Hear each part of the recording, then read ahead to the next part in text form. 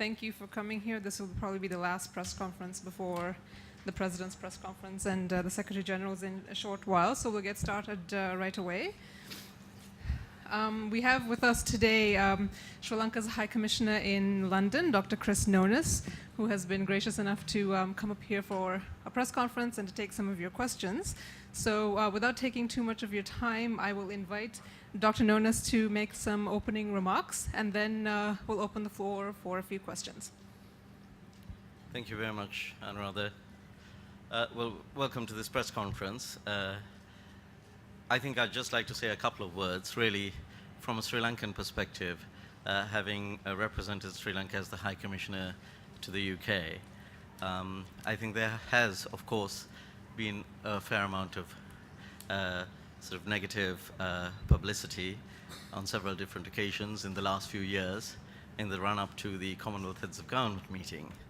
But finally, here we are at the end of CHOGM, and I'm very pleased to see so many people here. We were extremely privileged and to have hosted the conference, particularly being one of the 8 founder member nations of what's termed the modern Commonwealth. If you go back to the London Declaration of '49, we've always cherished the principles of democracy and development, the twin pillars of the Commonwealth, as well as the principles enshrined in the various declarations. And I think we've had an extremely successful Commonwealth Youth Forum, Business Forum, and People's Forum, and Commonwealth Heads of Government meeting. But what is particularly important, in addition to the country delegations that have come to attend CHOGM 2013, is the fact that this has been attended so well by the world's press, in addition to the Commonwealth press alone. And I think this is an opportunity for us to enable us to show you the reality of contemporary Sri Lanka, and as we take on the chair of the Commonwealth, to be able to really forge a very strong identity for the Commonwealth. So now I just open the floor for any questions that you might have. May I just request you tell us your name and the organization that you're from? Good morning, ma'am. Good morning, sir, Your Excellency. I'm Suha Odrin Kasim from Maison de la Presse from West Africa and Guinea. David Cameron's statement last morning, was just not cricket. You don't come to a host country and insult or threaten the host country and its president with ultimatums. His exact words were that he would take us to the UN Security Council using his mandate to do so if the report wasn't delivered by March. Your comments on that, please? Yes. Thank you very much for that. I think, firstly, I think the CHOGM is actually a forum for all Commonwealth countries. It is not a forum for bilateral dialogue. The bilateral dialogue can happen in the parallel sessions, but certainly I think the most important thing about a CHOGM is that it should be really for dialogue between all Commonwealth countries. We also fully understand, of course, that at the political level, that there are some countries which have a substantial, wealthy, powerful, and extremely large diaspora. And that can sometimes control the fairly negative and anachronistic narrative towards countries like Sri Lanka. If you do take some of those countries, some of them, Britain is one of them. So we fully understand that each person has their domestic political constituencies and their own considerations, their own electoral compulsions, and some comments that are made, of course, are made in that context. We fully understand that. After all, they're all politicians. So, next question.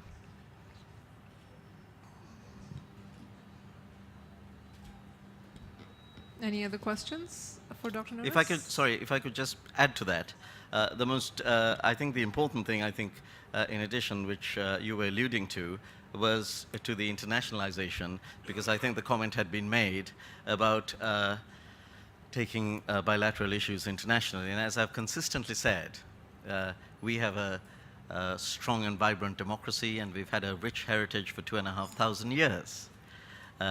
28 years of conflict is not going to prevent us from living together again. But most importantly, with 2,500 year heritage, we also have perfectly educated people in Sri Lanka, and we are perfectly capable of sorting out our own domestic affairs. And we have a very comprehensive Lessons Learned and Reconciliation Commission here in the country. It had over 5,000 hearings. It was comprehensive, it was impartial, it was holistic, it was even critical. And it was not only released, but released in full. Many people thought that the LLRC would not be released. Many people criticized the manner in which it was implemented. But they were absolutely surprised when in December it was released in full. And not only that, subsequently, His Excellency the President went further and appointed Lalit Veeratunga to oversee the monitoring of the implementation. And I think that is an index of the sincerity that we have within Sri Lanka of the reconciliation process in the country. Secondly, it's very important to understand that reconciliation that works is one that is based on restorative justice, not punitive justice. There are groups of people who look at punitive justice or want punitive justice. But if you look over the last few decades at many conflict-affected countries and post-conflict situations, you will realize that what really helps to heal the wounds of conflict is the concept of restorative justice, where people talk to each other. We talk to each other about what has happened and gradually begin to develop an understanding of each other. And that helps towards the healing process. So what is very important is to realize is that we are actually embarked on that. But restorative justice is part of the LLRC, but that takes time. And for that time, what we look forward to from the international community is that depth and breadth of understanding, to have that graciousness of heart, to have that generosity of spirit, to understand that we've had a bitter conflict with terrorists for 28 years, that we are embarked on a comprehensive reconciliation process, and that that will take time to complete. And in comparison, if you look at South Africa, post-apartheid, if you look at even Northern Ireland, you will see that these two have a substantial way to go. And in comparison, within 4 years, I think we've done exceedingly well. Yes.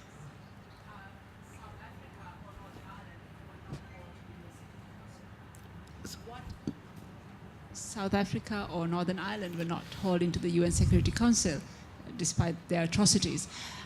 What would the High Commission in London do about David Cameron's statements and his intention to punish Sri Lanka? No, I mean, I would say the same that I said.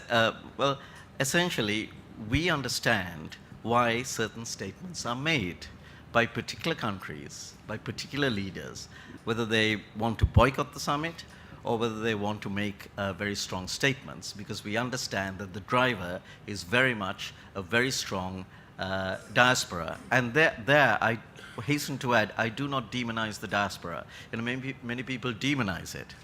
But I think the majority of the diaspora are perfectly educated, perfectly decent people who mind their own business. It is only a small percentage of the diaspora within these countries who have made terrorism a business, and they funded it.